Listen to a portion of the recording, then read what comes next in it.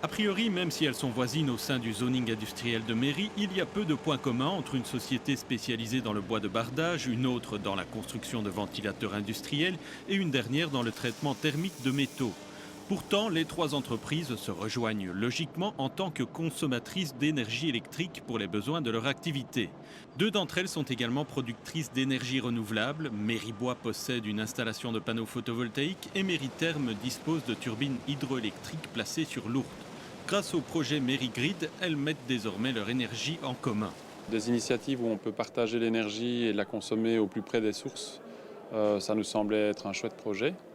Et donc c'est un peu du circuit court en fait pour l'énergie. Et la qualité de ce projet-ci, c'est que c'est un projet de démonstration. Donc on va pouvoir tester des choses, mettre en place des choses sans prendre trop de risques, nous, en tant que consommateurs. Les autorités politiques et les représentants des différentes structures partenaires ont officiellement inauguré Mérigrid, le premier micro-réseau électrique de Wallonie, ce vendredi. Il s'agit encore d'un projet pilote qui tient dans 2 containers.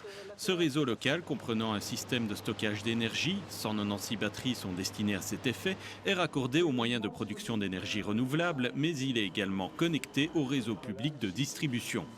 En réalité, ceci, ce n'est pas la fin des GRD, ce n'est pas la fin du réseau classique. Ça va bien, ça permet au contraire de rencontrer un certain nombre d'objectifs et il a fallu effectivement surmonter ces peurs. C'est la raison pour laquelle je me suis engagé personnellement en disant il faut vraiment fédérer et montrer à quel point ceci, c'est plutôt une sécurité du réseau qu'une attaque du réseau classique.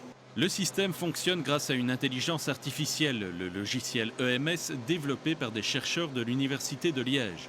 La gestion de l'énergie est ainsi optimisée.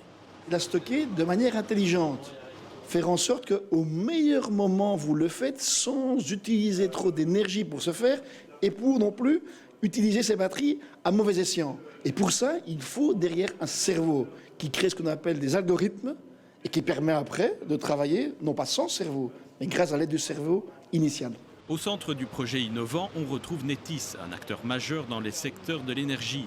Le groupe liégeois se positionne ainsi clairement en faveur de la transition énergétique. Soit on freine, on se ferme les yeux, et puis après, quand la lumière est là, c'est trop tard et on a loupé le coche. Ou alors, on est proactif et on étudie la manière de au mieux se positionner sur les microgrids et de prendre part activement à cette nouvelle manière d'échanger d'énergie et d'utiliser l'intelligence artificielle pour optimiser l'énergie de nos entreprises. Pour voir le jour, Mérigrid a bénéficié d'une dérogation spéciale du régulateur. La technologie semble convaincante, c'est pourquoi le pouvoir politique travaille actuellement au cadre légal.